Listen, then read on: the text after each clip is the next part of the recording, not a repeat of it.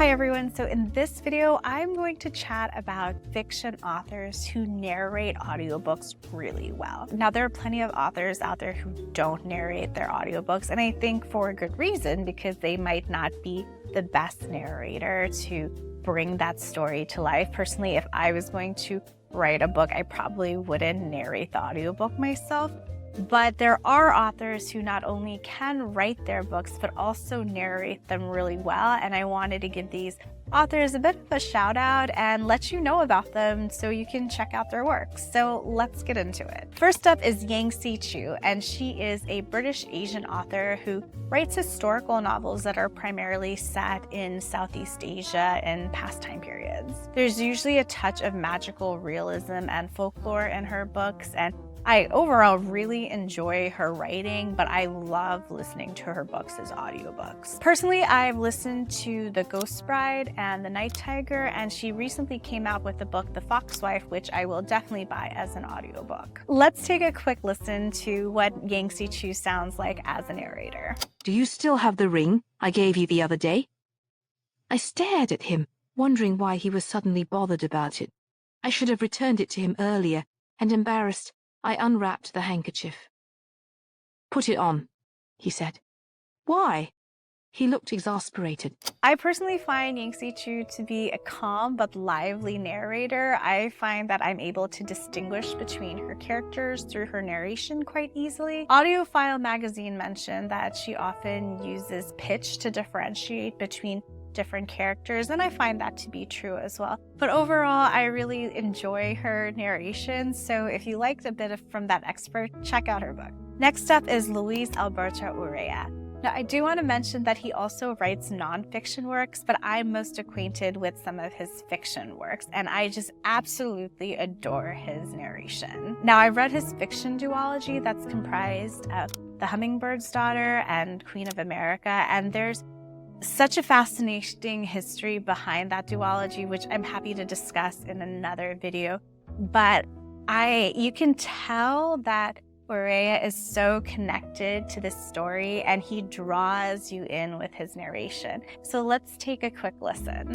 Everybody knew that being dead could put you in a terrible mood. The people were already setting out the dead's favorite corn husk cigarettes, and if they could not afford tobacco, they filled the cigarros with machuche, which would burn just as well and only make the smokers cough a little.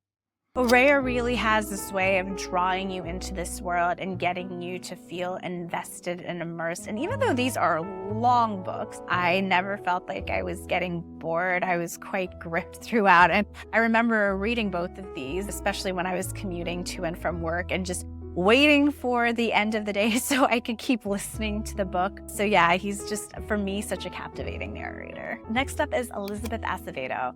I really enjoy her books, and I really enjoy listening to them. I've listened to The Poet X and With the Fire on High, and she's also narrated books for other authors. One book that comes to mind is Pride.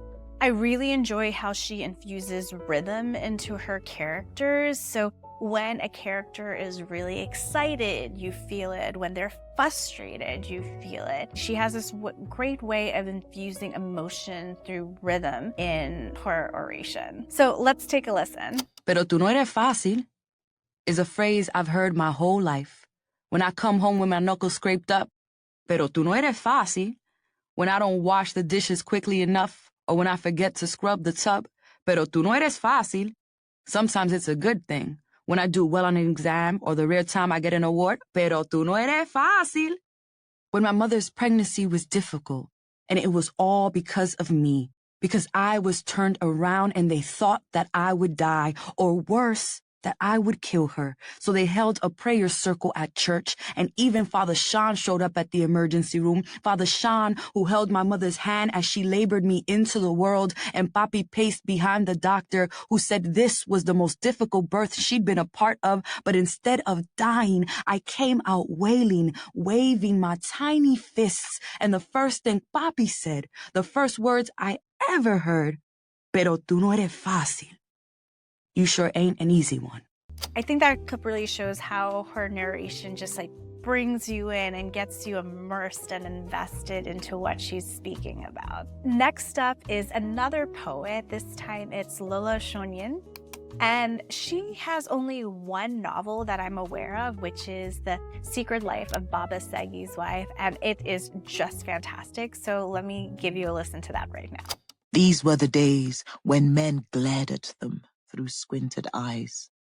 The days that men came to meet men, to talk about women and the evil that they did. These meetings were not prearranged.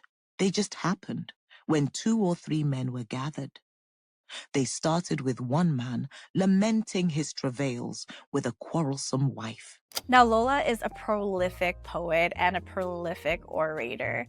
And I think that really comes through in the narration of The Secret Life of Baba Segi's Wives. She is able to be lively for certain characters as well as more subdued for others. And it's just amazing how she brought to life all these very varied and diverse and complex characters in her oration.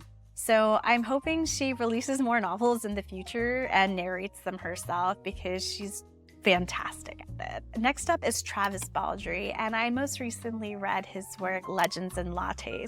Now what's interesting with this is that I tried to read Legends and Lattes as an ebook and I just couldn't get into it. And someone had mentioned like, oh, try it as an audiobook, I think you'll like it more. And I did. So let's take a quick listen to that now. She had broken camp in the pre-dawn dark, and her long legs had eaten up the final few miles.